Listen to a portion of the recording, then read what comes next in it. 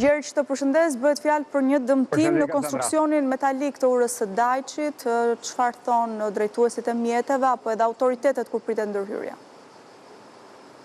Duhet teksuar që duket se ka qenë një ndërhyrje e bërë nga personat e papërgjegjshëm për të marrur bashkueset e urës, pra elementet e hekurit, ndoshta edhe për të përdorur si skrap, por kjo ka krijuar një situatë problematike pasi ajo ka krijuar një kanal dhe përmjetet që lëvizin përgjatë këtij segmenti përbën një rrezik jo vetëm për dëmtimin e automjeteve, por edhe për aksidente të mundshme, duke i referuar faktit sepse duke rënë në një kanal të tillë, drejtuesit e mjeteve mund të humbin edhe kontrollin e mjetit që drejtojnë e përpasoj mund të jenë objekt i një aksidenti të mundshëm. Në fakt, është një situatë që drejtuesit e mjetet e kanë identifikuar prej 2 ditësh dhe sigurisht e konsiderojnë një situatë problematike, por edhe të rrezikshme në të njëjtën kohë, duke kërkuar që të ndërhyret sa më shpejt që të jetë mundur në mënyrë që të riparohet kjo problematikë, sigurisht edhe duke identifikuar ndoshta personat përgjegjës që dëmtuan atë, e nga ana tjetër të krijohet një lëvizje normale për automjetet. Drejtuesit automjeteve që kanë kaluar, sigurisht ata që lëvizin edhe gjatë bremjes, duke qenë se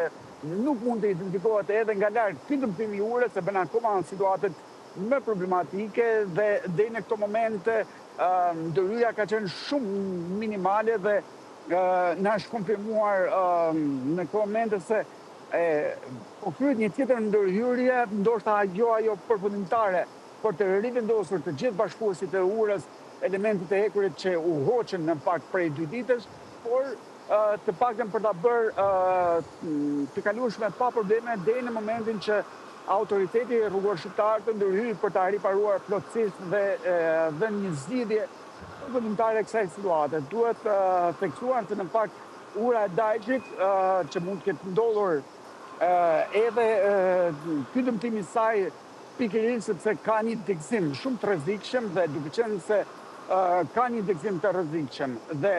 që është shumë pranë pikërisht vendit ku është dëmtuar edhe bashkuesi i urave, e bën akoma më problematike situatën në afërsitë të mbrëmjes për cilën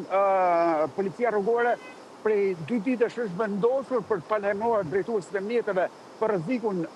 duke kërkuar që të ulin shpejtësinë dhe të lëvizin me kujdes pikërisht në këtë pjesë të rrugës. Pra ka patur një monitorim të vazhdueshëm, por edhe vetë policia rrugore ka bërë me dije se ka dërguar kërkesa dhe i është drejtuar autoritetit rrugor shqiptar pikërisht për të ndërhyrë në mënyrë që të evitohet sa më parë të jetë mundur kjo problematikë dhe të zgjidhet në mënyrë që mos kemi jo vetëm dëmtim të automjeteve, por rrezik për gjithë drejtuesit që përdorin këtë segment rrugor për lëvizjen e tyre. Ky monitorim i policisë rrugore do të vijojë deri në momentin që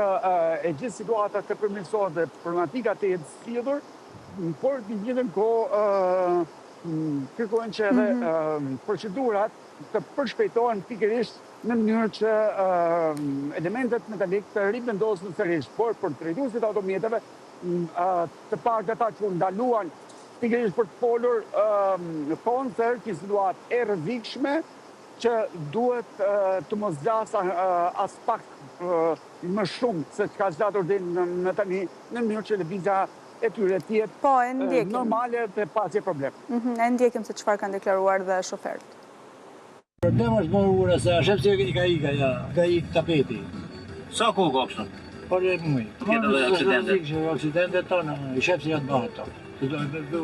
Është si avem. A dëmtu dhe gomat e makinës? Por e gomat tona më dëmtojnë makinat, amortizatorit tona, kur të kthejnë atë, ajo dihet. Pa i vu ata, shasi sot normale. Mirë, Gjergj, ndoshim kështu edhe një nga drejtuesit e mjeteve, përdorues të këtij aksi rrugor, ku flet ndër të tjera edhe për rrezikun që i kanoset në përdorimin e këtij segmenti. Falenderoj edhe për raportimin e drejtë për drejtë, tani do zhvendosim